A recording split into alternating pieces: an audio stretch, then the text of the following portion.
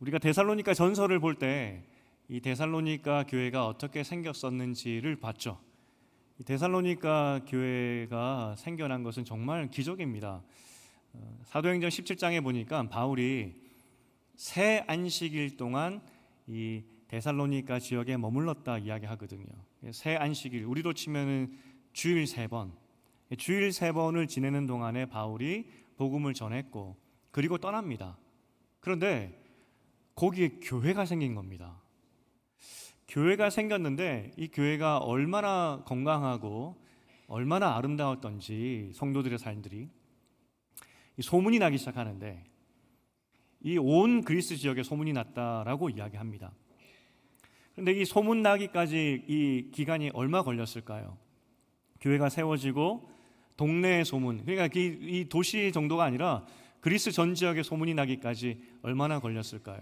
6개월에서 1년밖에 안 걸렸습니다.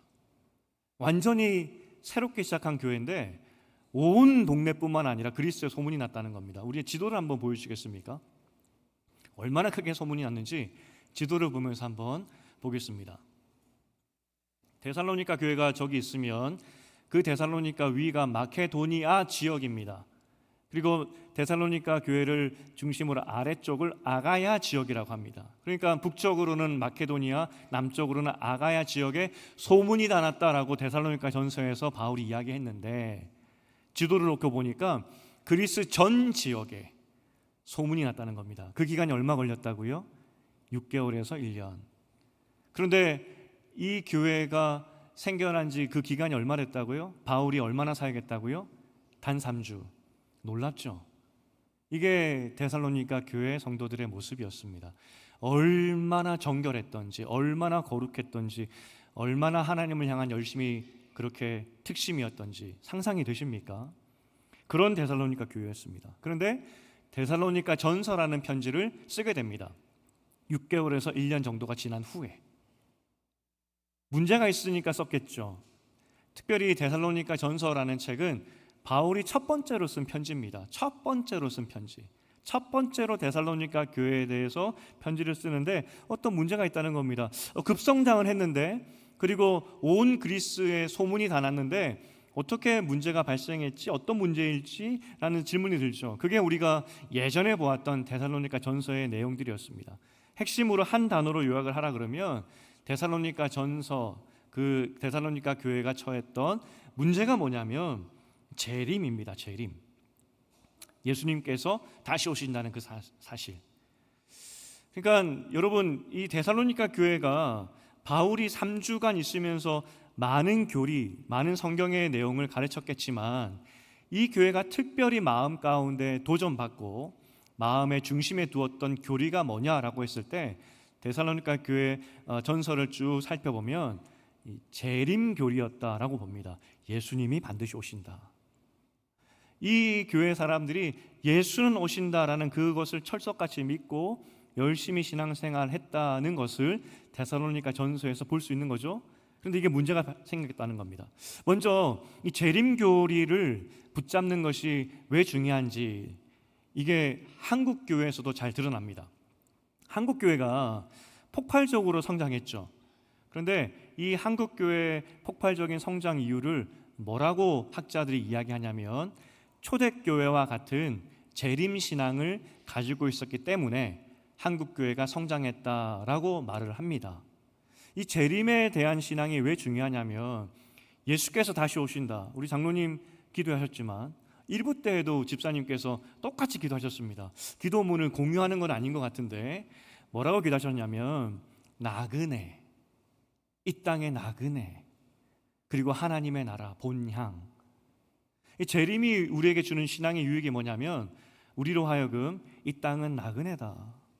그리고 우리가 가야 할 본향이 있다. 사실 이게 정체성 아니겠습니까? 우리의 정체성은 영원히 이 땅에 살 사람이 아니라 하나님의 본향에 살 사람들입니다. 그러니까 이 재림의 신앙을 가지면 가질수록, 굳건하게 가지면 가질수록 세상의 것에 대한 미련, 욕심, 어떤 애착들 버릴 수 있는 것이죠. 하나님의 나라를, 하늘을 바라보면서 할 수 있다는 겁니다. 어느 원로께서 생애를 정리하면서 책을 쓰셨는데 그 책의 제목이 세상을 다녀가며 였다고 합니다. 세상을 다녀가며. 사실 이 표현이 맞는 거 아니겠습니까? 우리는 세상을 다녀가는 사람입니다. 하나님의 영원한 집에 갈 사람들이죠. 이게 우리 정체성입니다. 하나님께서 보시기에 가장 아름다운 삶이 뭐냐? 주님의 재림을 바라보면서 이 땅에는 잠시 머문다는 것을 기억하는 삶이 가장 아름다운 삶이라는 것이죠. 이 신앙이 한국 교회를 힘있게 만들었었고 데살로니가 교회도 힘있게 만들었다는 겁니다.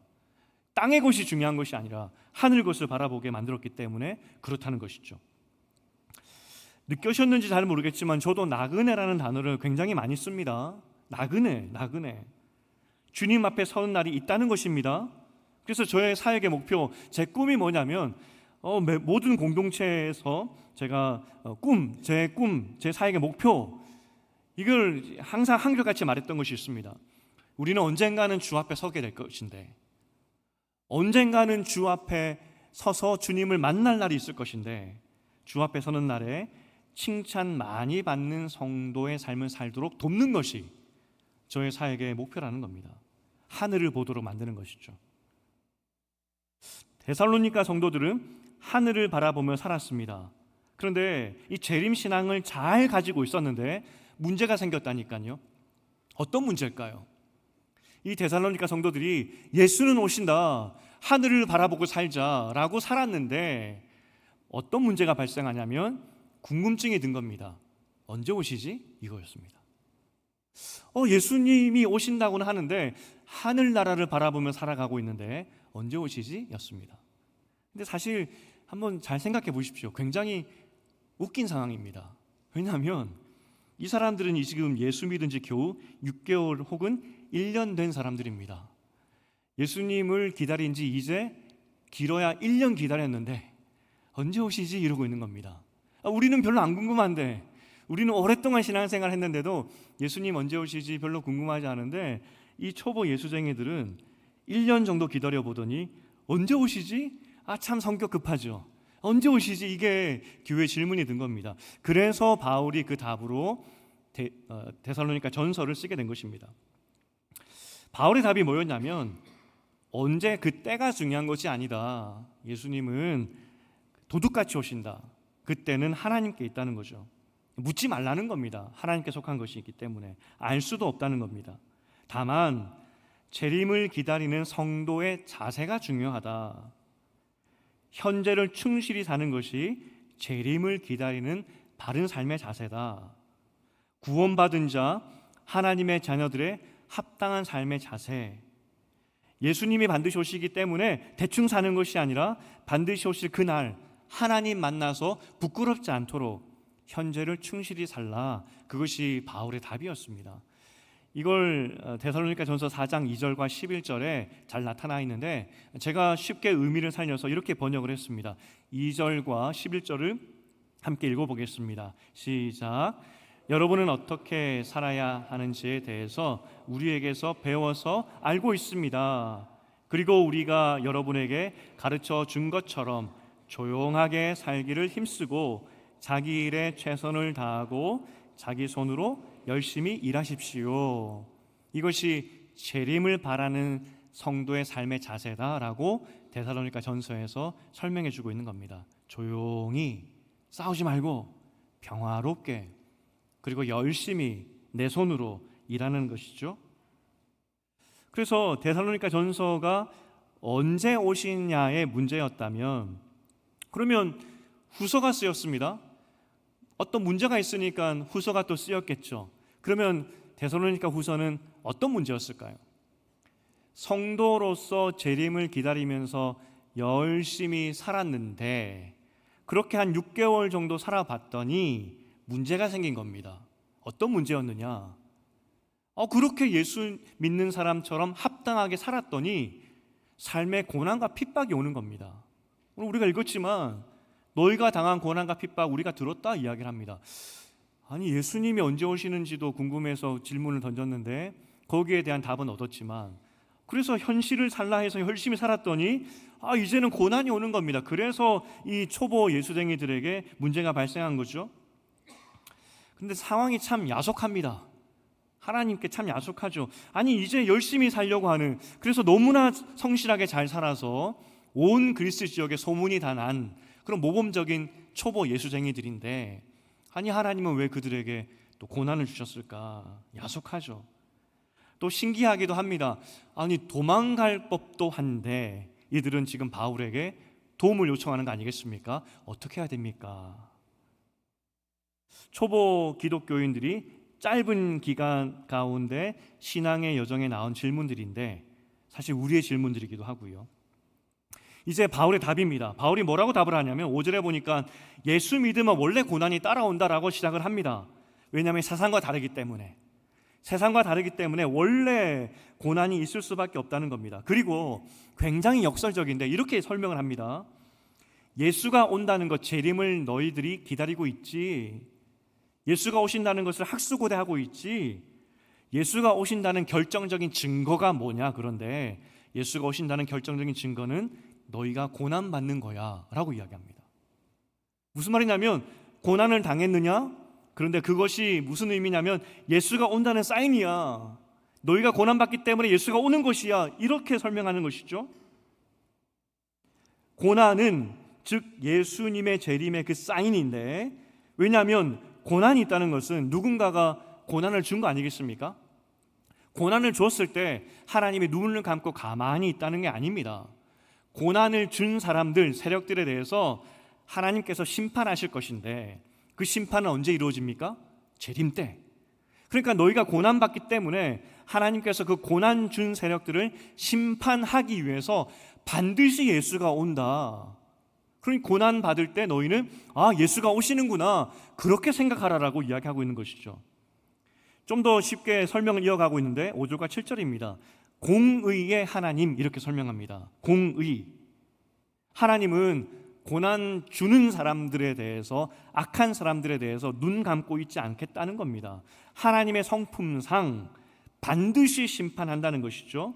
그리고 7절에 보니까 그 심판의 맹렬함, 반드시 이루어질 것에 대해서 표현하기 위해서 불꽃이라는 단어를 씁니다. 하나님께서 반드시 불꽃처럼 임하셔서 다 태워버리시고 그 악한 사람들, 세력들에 대해서 심판할 것이다 라고 말하고 있는 것이죠. 맹렬한 심판. 성경에서 하나님께서 이 갚아주시는, 이 악한 세력에 대해서 갚아주시는 가장 좋은 그림이 출애굽기 그림이라고 말씀드렸죠. 공의의 하나님, 갚으시는 하나님. 이스라엘 백성들이 노예로 고통당했을 뿐만 아니라 아들을 낳으면 나일강에 집어 던졌어야 됩니다. 하나님께서 그것을 가만히 지켜보신 것이 아니라 그대로 갚아주셨죠. 이집트의 첫 번째 난 것은 사람이건 짐승이건 다 죽여버리셨습니다. 그리고 노동의 대가로 출애굽할 때, 탈출할 때 은금 폐물들을 가지고 나오게 하셨죠. 하나님의 공입니다. 갚아주심. 그러니까 죄를 지으면 벌을 받는 것이 하나님의 공의이듯이 이유 없이 예수 믿는 것 때문에 고통당할 때 하나님이 그것을 반드시 갚으시겠다. 그런데 갚으시는 때가 언제라고요? 예수님의 재림.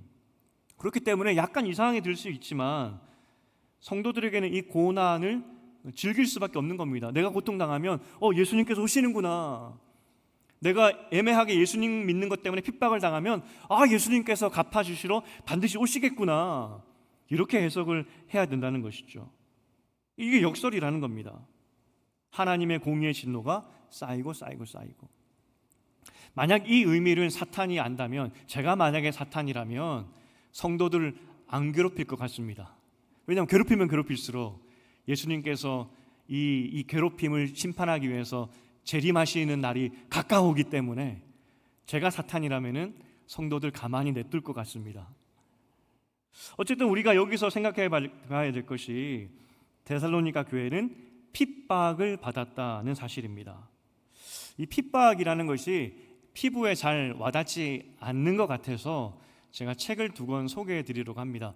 제가 소개를 해드리면 정말 읽으시더라고요. 그래서 제가 좋은 책 2권을 소개해 드리려고 합니다. 먼저는 어느 로마 귀족의 죽음이라는 책입니다. 좀 두께가 있지만 약간 소설이라서 재밌게 읽으실 수 있습니다. 어떤 내용이냐면 말 그대로 로마 귀족이 예수를 믿게 되는데 그것 때문에 죽는 이야기입니다. 로마 시대 초대교회 때에는 로마 귀족도 예수 믿으면 죽습니다. 그게 저 책에 잘 그려져 있고요. 또 다른 조금 얇은 책인데 1세기 그리스도인의 하루 이야기라는 책입니다. 저기는 좀 얇습니다. 근데 저 책도 초기 그리스도인들의 삶을 잘 그려주고 있습니다. 특별히 한 에피소드를 소개해드리면, 그 당시 이 로마 사람들도 같이 모여서 밥 먹는 것, 경제적인 이유겠죠. 길드 모임, 같은 협동조합 사람들이 모여서 식사를 많이 했다고 합니다. 그리고 그 식사를 마친 후에 항상 빠지지 않는 것이 황제를 위한 건배사였습니다. 우리가 회식 자리에서 건배사도 하고 뭐 그러지 않습니까? 그런데 지금 말고 예전의 모습입니다.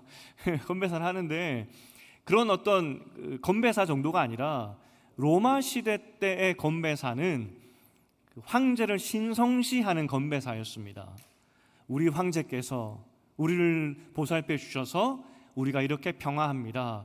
황제께 영광을, 심지어 죽은 황제에게도 영광을 돌리는 건배사를 했죠. 이전까지는 문제가 없었는데 기독교인이 된 이후에는 이 건배사가 문제가 되는 겁니다. 어떻게 죽은 황제가 우리의 삶을 돌아볼 수 있느냐? 그 건배사에 동참할 수가 없는 것이죠. 그 건배사를 하지 않게 되었을 때 이 책에 나왔던 이 주인공이 핍박을 받게 됩니다. 너 왜 그러냐고. 그러니까 예수 믿는 것 자체가 초보 데살로니가 성도들뿐만 아니라 초기 교회 성도들은 모든 것이 다 핍박이고 고난에 연결될 수밖에 없었던 그런 상황이라는 거죠. 그런데 바울이 이야기합니다. 그 고난은 원래 있는 것이고, 근데 그 고난을 받을 때 너희가 생각해야 될 것이 무엇이냐면 하나님의 갚으심, 반드시 예수가 오셔서 갚아주신다는 그것을 기억해야 된다, 그렇게 이야기하죠. 그래서 바울의 결론은 굉장히 심플합니다. 예수 믿으면 고난 받는다는 것, 그리고 세상과 다른 존재가 되어버리기 때문에 그 고난이 온다는 것을 이야기해주고 있고, 하나님이 그런데 갚아주신다는 거죠. 여러분은 예수 믿는 것 때문에 고난과 고통이 있으십니까? 불편함이 좀 있으십니까? 그런데 하나님께서 반드시 그날에 불꽃 같은 진노로 모든 것을 불태워버리시고 모든 것을 다 심판하시고 그 불꽃 뒤에 남은 자로 우리를 세우신다는 겁니다. 남은 자, 불꽃 뒤에 남은 우리. 그래서 우리가 생각해 볼 것이 적용인데, 당시 예수님을 믿는다는 것은 먼저 생각해 봐야 될 것이 정말 대단한 결단이었습니다. 이런 고난을, 핍박을 각오한 결단이었습니다. 예수 믿는 것 자체가, 그렇게 결정하는 것 자체가 사회에서는 격리되는 것이었기 때문에 우리로서는 상상하기 어려운 결정이었죠. 목숨 건 결단이었습니다. 귀족도 예수 믿으면 죽는 시대였기 때문이죠. 초대교회 인사 중에서 우리는 예배 전에 인사할 때 반갑습니다 이렇게 인사하지만, 초대교회 인사법에서 많이 쓰였던 단어가 뭐냐면 마라나타 이렇게 하면서 인사를 했다고 합니다. 초대교회 성도들을 만나면 마라나타 이렇게 인사를 했다고 해요. 마라나타라는 뜻이 무엇이죠? 주 예수 어서 오시옵소서, 주님 어서 오시옵소서. 이게 초대교회 인사였다고 합니다. 그들은 정말로 주님께서 반드시 오실 것이기 때문에 주님의 오심을 바라보며 살면서 모든 핍박을 견뎌내었고, 그래서 성도들과 인사하면서 마라나타 주 예수가 오시니까 이 고난과 핍박을 이겨봅시다 라고 격려했던 것이 초대교회의 성도들의 인사였다는 것입니다. 정말 대단하죠. 결연한 결단. 오늘 현대 기독교 모습과 초대교회의 모습은 좀 다른 것 같습니다. 제가 청년사역을 오래 하면서 캠페인처럼 많이 했던 것이 무엇이냐면, 특별히 수련회 때나 중요한 행사가 있을 때마다 카톡의 프로필 사진에 수련회와 관련된 것이나 그리고 교회 중요한 행사와 관련된 것들을 게시하는 캠페인을 많이 했습니다. 그리고 회사 직장의 책상에 교회 관련된 것들, 조그마한 이쁜 것들, 그런 거 있지 않습니까? 굿즈 같은 거, 그런 거 만들어서 책상에 두는 캠페인을 많이 했습니다. 왜 그런지 아십니까? 이런 용어가 있습니다. 크리스찬 커밍아웃, 신앙 커밍아웃, 이런 용어가 있습니다. 뭐냐면 커밍아웃은 드러낸다는 거 아니겠습니까? 요즘 크리스찬들이 내가 교회 다닌다는 것을 밝히지 않습니다. 아마 코로나 이후로 더 그런 것 같아요. 첫 번째 이유는 신천지 때문에, 이단 때문에. 교회를 잘 모르는 사람들은 이단과 교회를 잘 구별을 못합니다. 설명해 줘야 되니까 그게 귀찮으니까. 두 번째는 혹시 모를 어떤 고난, 핍박이 두려워서, 불이익이 두려워서 교회에 다닌다는 말을 하지 않습니다. 그리고 또 마지막으로는 신앙인으로 살 자신이 없어서 나 교회 다닙니다 이 말을 하지 않아요. 그래서 이 내가 교회 다닙니다라는 것을 밝힐 때 이것을 신앙 커밍아웃, 크리스찬 커밍아웃이다라는 그 용어로 표현하고 있는 것이죠. 우리는 지금 예수 믿는 것을 잘 드러내지 않는 시대를 살고 있습니다. 하지만 초대교회 성도들은 예수 믿는 것을 선택할 때 심지어 죽음이 나에게 온다는 것을 알았지만 그들은 그것을 선택하고 드러냈죠. 어쩌면 그러하기 때문에 우리 시대에는 예수 믿는 것을 드러내지 않을 정도의 신앙의 상태가 되어버렸기 때문에 주 예수여 어서 오시옵소서라는 그 신앙, 이 재림의 신앙은 더 희미해졌고, 그래서 어쩌면 우리는 하늘이 아니라 땅을 바라보는 신앙을 살고 있지 않은지, 그러하기 때문에 똑같은 크리스찬인데 똑같은 예수를 믿고 있는데 초대교회 성도들은 힘있게 살았지만 우리는 어쩌면 그들에 비해서 연약한 신앙생활을 하고 있지 않는지 우리는 돌아봐야 된다는 겁니다. 목양실에 가면은 액자가 하나 있습니다. 제가 소개해드렸죠. 어떤 액자냐면 마라나타라는 액자입니다. 마지막 성경의 고백, 주여 어서 오시옵소서인데 주님의 오심을 확증시켜주는, 고난받는 것에 대해서 너무 무섭지 않고 피하고 있지 않는지, 마라나타라고 성경은 끝나고 있는데 우리는 어떠한지 돌아봐야 된다는 겁니다. 제가 신학생들에게 들었던, 전도사님들에게 들었던 유명한 일화입니다. 한 강남에서 대형 교회를 섬기고 있는 그 목사님께서 신학교 채플에 오셔서 설교를 했던 그 내용입니다. 이분이 이제 강남에 부임하셔서 거기에는 그래도 재정적으로 여유 있는 분들이 많으니까 계속해서 몇 년 동안, 수년을 통하여서 설교하며 도전했던 내용 중에 하나가 뭐냐면, 여러분 전셋값 올리지 말고 땅에 투기하지 마십시오. 이게 그분의 계속된 도전이었고 성도들을 향한 외침이었다고 합니다. 크리스찬으로서 전셋값 올리지 말고 땅에 투기하지 마십시오. 그런데 이 말 할 때마다 성도들의 반응은 냉담했고 도전을 받는 사람들은 아무도 없었다, 이렇게 표현했습니다. 그 교회만 문제일까요?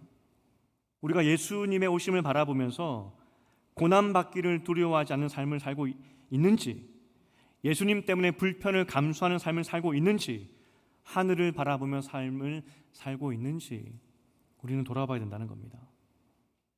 이 데살로니가 초보 예수쟁이들은 예수 믿을 때 정말 결연한 결단을 했다니까요. 심지어 죽음까지도 결단을 했었습니다. 왜냐하면 그것이 맞으니까.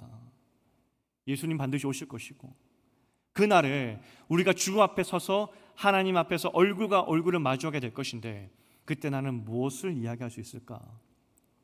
이들은 하늘을 바라보며 살아갔다는 겁니다. 휴가 잘 다녀와서 쉬고 와서 편안한 설교를 하지 왜 하늘을 바라보며 하는지, 일단 본문이 그러하니까 어쩔 수 없고요. 제가 직전 2주 전에 공부할 기회가 있어서 공부를 하고 있었을 때 어떤 책을 선택했는지에 대해서 나눴었습니다. 제가 눈여겨봤던, 공부하고 싶었던 책이 요한계시록이었습니다. 그 이유를 가장 실천적인 책이기 때문에 요한계시록을 더 공부하려고 했었다라고 말씀드렸죠. 실천적이라는 의미가 뭐겠습니까? 우리를 가장 성도답게 사는데 도움을 주는 책이라는 겁니다. 요한계시록의 주제는 예수님은 반드시 온다는 겁니다. 반드시 온다. 그리고 모든 악한 세력은 반드시 심판을 받게 된다. 그러니 마라나타, 예수님의 오심을 준비하라. 결단을 촉구하는 책이죠. 오늘 여러분에게 기왕 예수 믿었으니까 지금보다는 다른 삶, 지금보다는 하나님 보시기에 아름다운 삶을 살아야 되지 않겠습니까? 하늘을 바라보는 삶을 살아야 되지 않겠습니까? 오늘 그것을 여러분에게 도전 드리고 있는 겁니다. 제가 휴가 중에 제가 좋아하는 역사 프로그램을 하나 봤습니다. 거기에서 손자병법이라는 책을 소개해 주었습니다. 제가 역사책을 참 좋아해서 손자병법을 읽어보려고 몇 번을 시도했는데 항상 실패했어요. 버전이 너무 달라가지고 하여튼 제대로 읽은 적은 기억은 없습니다. 그런데 굉장히 유익하게 그 내용을 봤었습니다. 저는 손자병법이 단순히 전쟁에서 이기는 책이라는 것으로 생각했었습니다. 어떻게 하면 전쟁에서 이기나 그런 책인 줄 알았는데 절대 그렇지 않다라고 이야기하더라고요. 싸움을 잘하는 사람은 오히려 싸우지 않고 이기는 사람이다라고 말하고 있었습니다. 전쟁, 그러니까 성을 공격하는 것은 하수들이 하는 것이다, 그렇게 이야기하더라고요. 그 손자병법에 그렇게 이야기한다라고 합니다. 그런데 이 책에서 눈여겨보았던 것이 총 병법이 13편으로 되어 있는데 가장 먼저 전쟁을 시작하기 전에 고려해야 될 것이 첫 번째로 나오고 있습니다. 저도 이제 그 프로그램을 보고 책을 하나 구해서 읽게 되었는데 그 책에서 제가 눈에 들어왔던 문장이 있었습니다. 전쟁을 준비하면서 가장 먼저 준비해야 될 것이 뭐냐?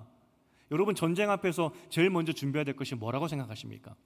거기서 뭐라고 첫 번째 구절, 그 손자가 이 병법서를 뭐라고 시작하고 있냐면 한번 띄워주시겠습니까? 제가 읽어드리겠습니다. 전쟁은 나라의 중대한 일이니 백성의 생사와 나라의 존망이 달린 것이니 신중히 살피지 않을 수 없다. 이게 손자병법의 시의 첫 번째 이야기입니다. 그러니까 전쟁, 여러분, 전쟁을 쉽게 생각하면 안 된다는 겁니다.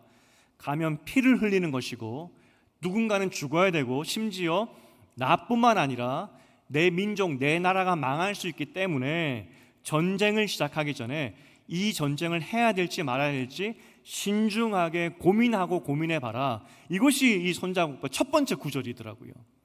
저는 그 책에서 이걸 읽으면서 신앙의 깨우침을 하나 받았습니다.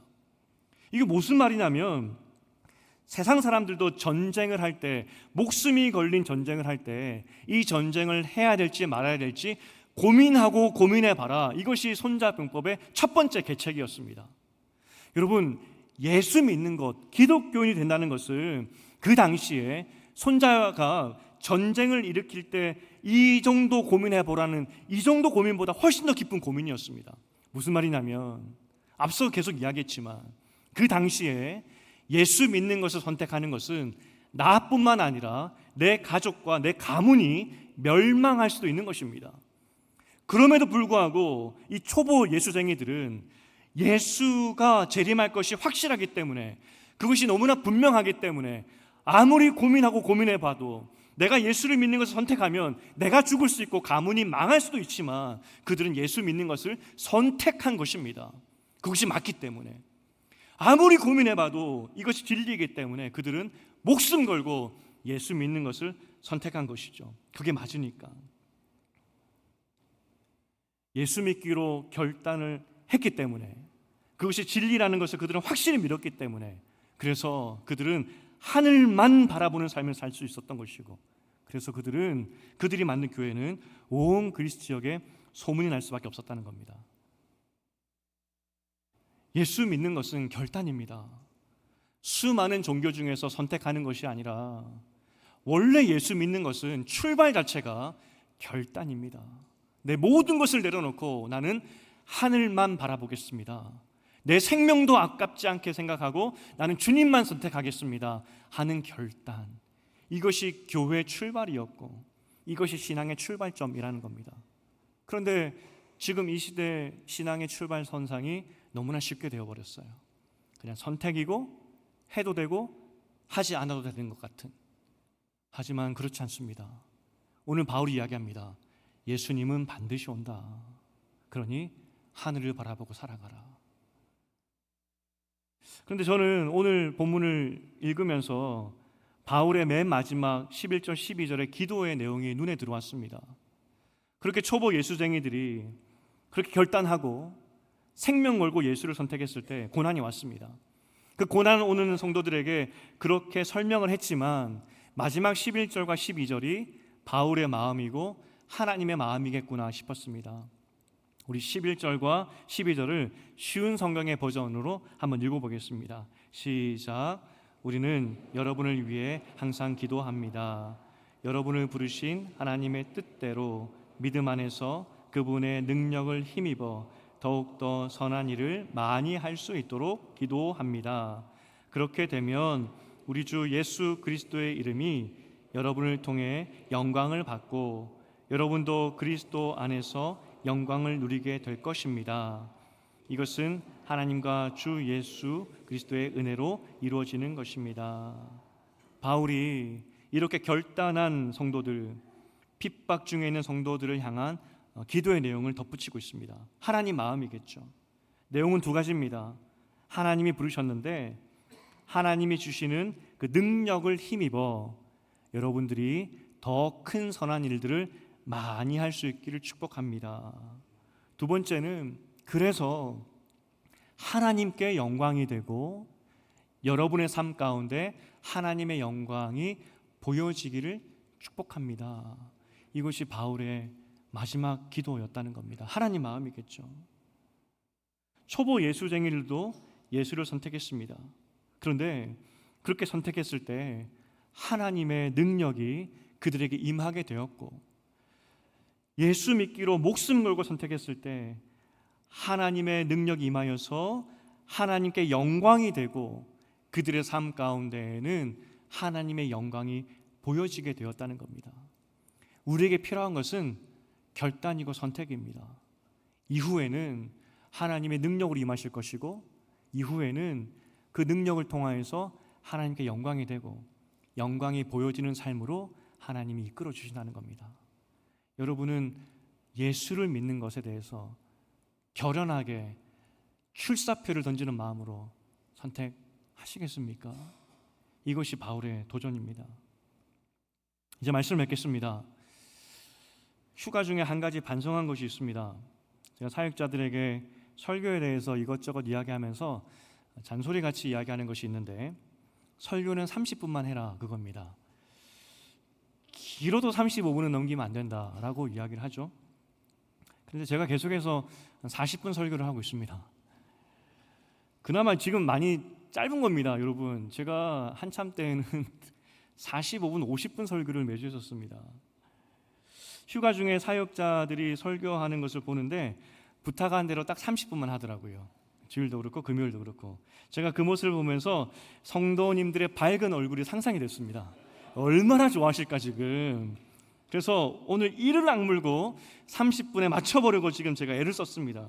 얼마나 가지치기를 지금 많이 한 건지 모르겠습니다. 제가 부임한 지 3년이 되었습니다. 매주 모였고 앞으로도 모일 겁니다.